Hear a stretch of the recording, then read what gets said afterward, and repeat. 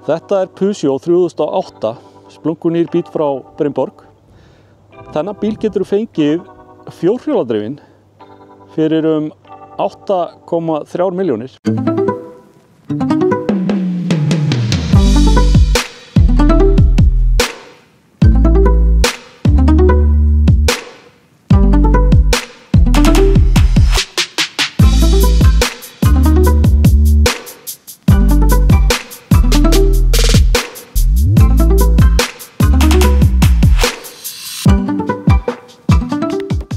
En þú getur líka fengið hann framdrifinn fyrir aðeins rúmar 6,5 milljón eða 6.490.000 minnum með að hafa verið. Nú, þetta er alveg gríðarlega skemmtilegu bíll. Ekkert síðri en 5008 bílinn sem við höfum verið að prófa frá þeim líka, nema hann er aðeins minni. Nú, þú getur fengið hann í tveimur útfærslum, sem sagt sportútfærslu sem heitir GT eða Allure útfærslu. Og þú getur valið þá long range eða short range í báðum þeim útgáfum og svo fjórhjóladrifs útgáfuna. Þessi bíll er af GT útgáfu og hann er með 230 hestafla vél sem að togar 169 Nm á meðan að Allure bíllinn er með 210 hestafla vél sem að togar 157 Nm og þeir eru að eyða svona cirka 18 kWh á hverja 100 km sem að verður að teljast mjög gott. Og þá er það dragnin á þessum bíl. Dragnin á þessum bíl, ég bara verð að viðurkenna það, ég man það ekki alveg. En Allure bíllinn, sem sagt short range, er að fara alltaf 525 km samkvæmt WLTP-stallinum, en GT bíllinn er að fara allt að 700 km long range bíllinn.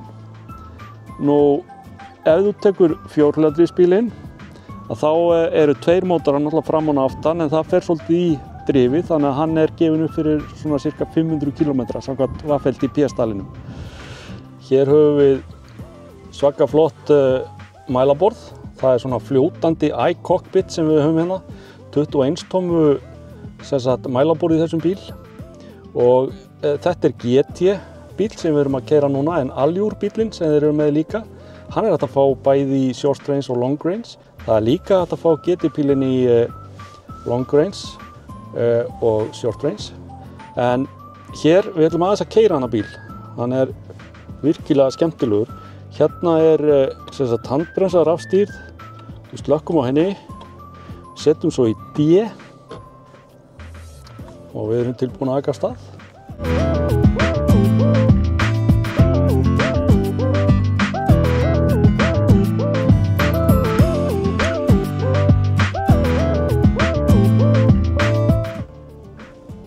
Það er engum blöðum með það að fletta, það er rosa gott að keyra. Það er sérstakt við nýju Peugeotna eða reyndar hafa þeir verið svoleiðis í smá tíma. Þeir eru með lítið stýri.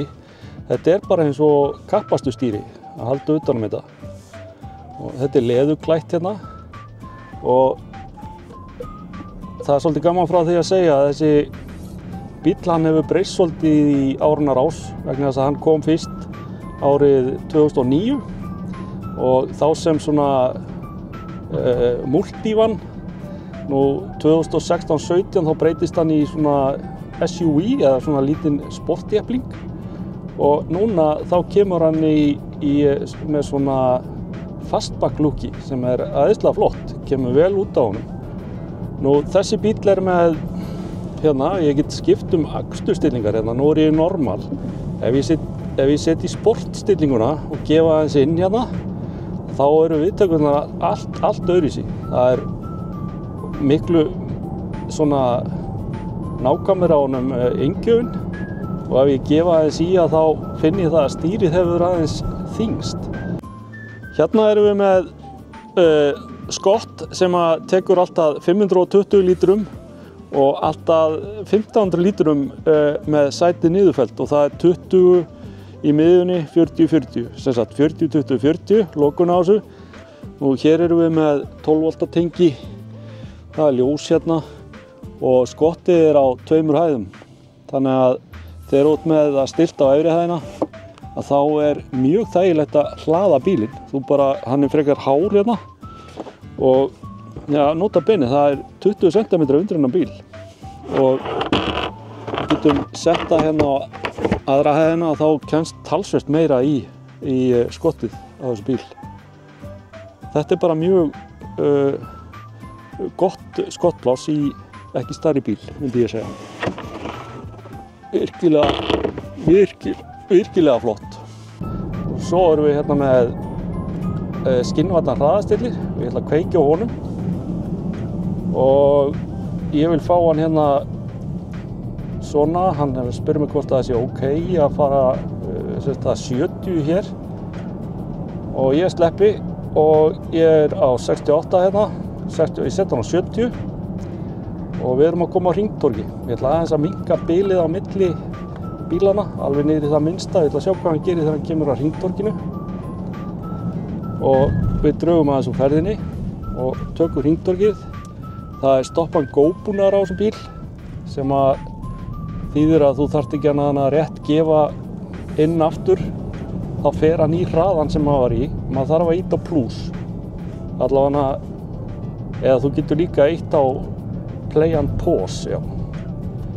Ok, nú set ég hann upp í 70 hérna þó að sé bara hámarksræðin sé, já hann með 60, það 90 hérna, þannig að ég ætla að setja hann upp í 90 og sem sagt, þetta virkar alveg rosalega vel og ef við spáum aðeins í akreina stýringuna þá hún ekkert að rífa neitt í stýrið og trufla mann við akstur. Þetta rosalega, ég ætla að prófa hérna aðeins út í kantinn hérna. Ok, það virkaði ekki. Ég ætla að fá stýringuna í gang. Jú, nú kemur hann inn. Nú ég ekki að gera neitt. Og það mjög illa merktar brautirnar hérna. Þannig að hann heldur þessu alveg. Hann vill náttúrulega ekki stýra fyrir mig vegna þess að ég á að gera það sjálfur.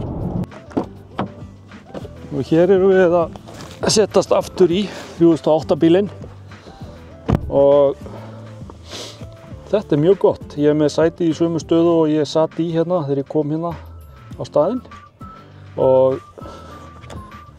það fer mjög vel mig hérna. Það ágætis höfupláss hérna. Ef ég sæti með fleirum hérna inn í bílnum kannski í miðjunni þá var ég komið svolítið hérna út í endan á honum en það ekki til þess að kvart yfir. Reyndar slúttir þetta svolítið fram hérna þannig að það getur verið erfiðara að fara út úr bílnum hérna. Ég skal sýna ykkur það á eftir. En sætin í honum alveg þrælfín. Þetta eru svona Alcantara hérna, efni hérna í miðjunni, Isofix hérna og svo svona gervileður hérna sem í öllum bílum í dag. Nema það hægt að fá nappaleður sérpantað í GT 400 bílinn held ég. Eða allavega GT útgáfuna.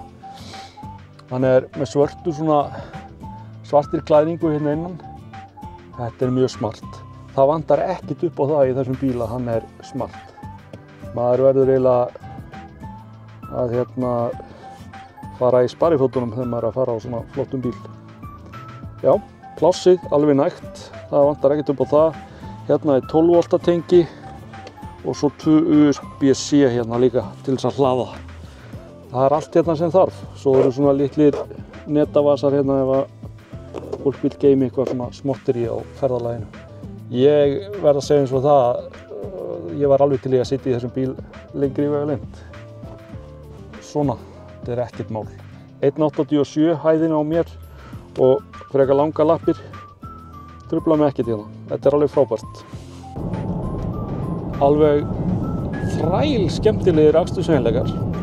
Sætin í bílnum eru sérlega þægileg, þau halda vel við og bæði hérna við bakið og sérstaklega við rassinn. Seturnar eru nægilega djúpar og þær eru með svona sportkanti hérna sikkur megin og innanrýmið í þessum bíl náttúrulega bara algjörlega frábært. Þetta rosalega fallegu bíl, falleg hönnun á þessum bíl, ég verð að segja eins og alveg meira áttar hugguleg græja og þennan bíl líka hægt að fá fjórhjóladrifinn.